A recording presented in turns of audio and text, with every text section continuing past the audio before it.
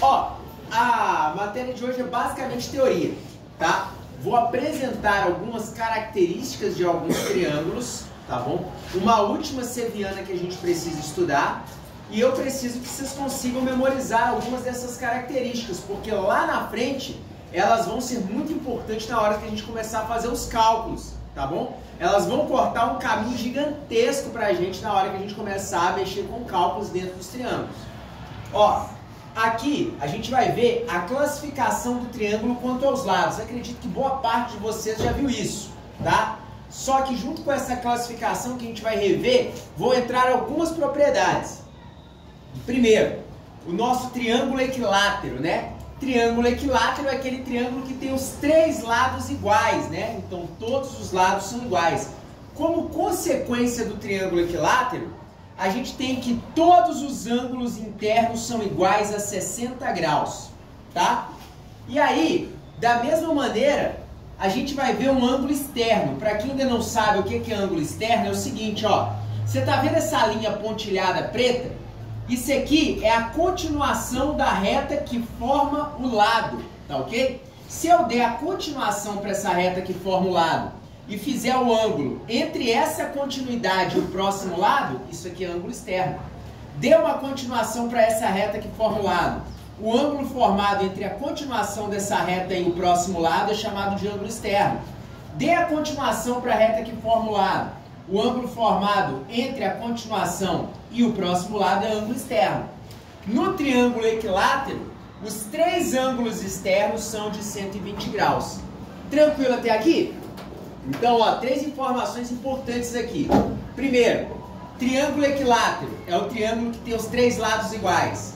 Quais são algumas características dele? Primeiro, todos os ângulos internos medem 60 graus. Segundo, todos os ângulos externos medem 120. Três informações vocês precisam tirar aqui, ó, dessa primeira parte do quadro. Tranquilo até aqui? Beleza, então eu preciso ficar na mente de vocês.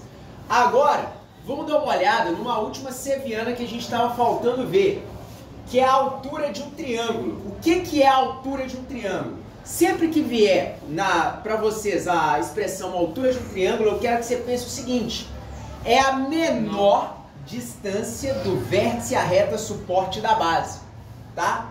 Menor distância, sempre forma um ângulo de 90 graus. Daqui a pouco a gente vai ver que a altura não precisa necessariamente passar dentro do triângulo, tá? Vou mostrar alguns casos nos quais a altura passa pelo lado de fora do triângulo e ainda assim a altura. Então, ó, primeira informação que a gente precisa absorver dessa segunda parte do quadro, a definição de altura. Menor distância do vértice à reta suporte da base sempre forma um ângulo de 90 graus. Tranquilo até aqui? Definição de altura? Se falou altura, o que você vai pensar? Menor distância do vértice à reta suporte da base sempre forma um ângulo de 90 graus. Porém, quando o triângulo é equilátero, é o triângulo mais simétrico que a gente tem. As alturas, elas vão se cruzar num ponto, tá? Porque a gente vai ter uma altura para cada lado do nosso triângulo. Se a gente olhar o triângulo a partir do vértice A, a gente tem essa altura aqui. Se a gente olha o triângulo a partir do vértice B, a gente tem essa altura aqui. Se a gente olha o triângulo a partir do vértice C, a gente tem essa altura aqui. Então, à medida que a gente escolhe um vértice para olhar, a gente tem uma outra altura, tá? Só que no triângulo equilátero, essas três alturas vão ser iguais. E elas vão se cruzar em um ponto. Esse ponto é chamado de ortocentro. O ortocentro é o nome dado ao ponto de encontro das alturas, tá? Falou ortocentro, o que você tem que lembrar? Ponto de encontro das alturas, não só do triângulo equilátero, mas de qualquer triângulo. Tranquilo até aqui? Por enquanto, só apresentações para vocês, tá? Agora, que a gente sabe que a altura é a menor distância do vértice à base, sempre forma um ângulo de 90 graus. Em qualquer triângulo, nós vamos ter três alturas, porque vai ser uma altura para cada vértice. E o nome do ponto onde as alturas se encontram é ortocentro, a gente pode passar para frente, tá? Tranquilo para absorver isso aqui? A altura menor distância do vértice à base sempre forma um ângulo de 90 graus, tá? No triângulo nós temos três alturas, elas se encontram num ponto chamado ortocentro. Passando para frente, vamos dar uma olhada em outro tipo de triângulo, né? Que seria o triângulo isósceles. O que é um triângulo isósceles? É um triângulo que tem dois lados iguais, tá? O terceiro já vai ser diferente, dois lados iguais. E quais são as características que ele carrega com dois lados iguais? Se ele tem dois lados iguais, ele vai ter dois ângulos internos iguais, tá ok? E dois ângulos externos iguais. Relembrando como é que a gente traça um ângulo externo. Prolonga um dos lados. O ângulo formado entre um prolongamento e outro lado é ângulo externo. O vermelho é ângulo externo. Prolonga um lado. O ângulo formado entre um prolongamento e outro lado é ângulo externo. Então, no triângulo isósceles, característica básica. Dois lados iguais. Tá? O terceiro vai ser diferente.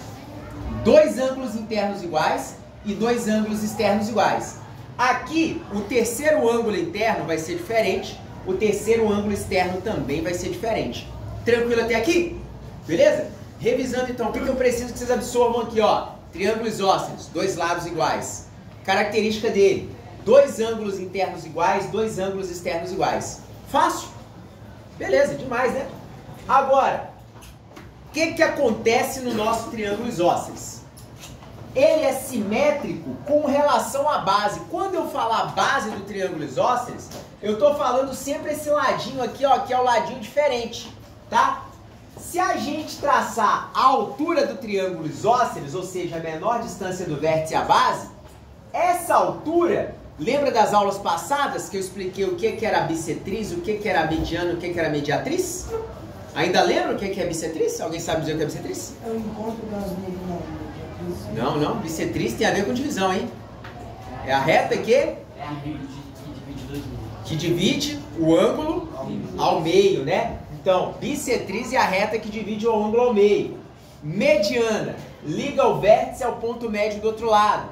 Mediatriz, né? Ela passa pelo ponto médio formando um ângulo de 90 graus. E a altura a gente viu hoje. É a menor distância do vértice à base, tá? Eu preciso que com o tempo essas informações fiquem claras na mente de vocês ao ponto de eu perguntar o que é uma dessas sevianas aqui e você me responder claramente a definição dela, tá bom? Agora, ó, no triângulo isósceles, essa altura é a mesma coisa que a bissetriz, que é a mesma coisa que a mediana, que é a mesma coisa que a mediatriz. Porque com relação à base, ele apresenta uma simetria, ele é simétrico. Porém, se a gente olhar com relação à lateral dele aqui, ó, a esses vértices da lateral, essas retas não coincidem.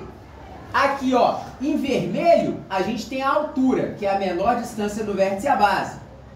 Em preto, eu tenho a bissetriz, que não está coincidindo com a altura. A bissetriz divide o ângulo ao meio.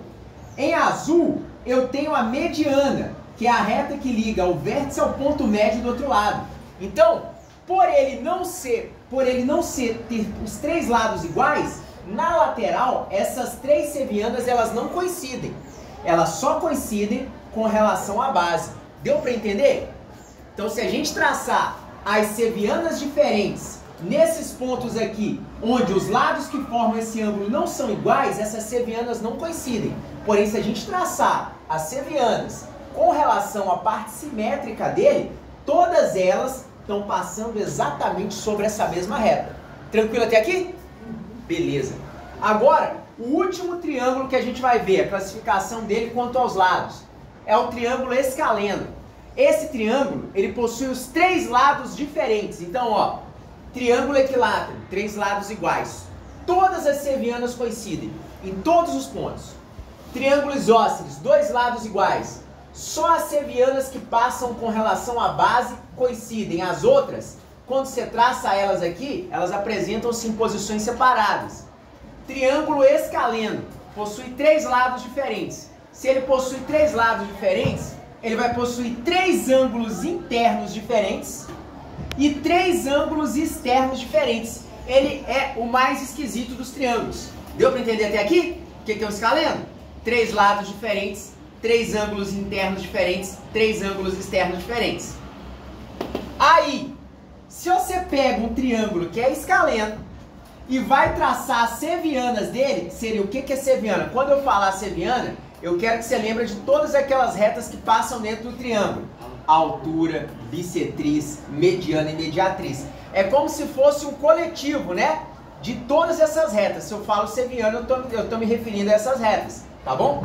Se a gente traçar as sevianas em um triângulo escaleno, nenhuma delas coincide. Cada uma delas vai para um lado. Igual acontece aqui na lateral do triângulo isósceles. Só que no escaleno, para qualquer vértice que eu traçar as sevianas, elas não vão coincidir. Elas vão sair cada uma para um lado.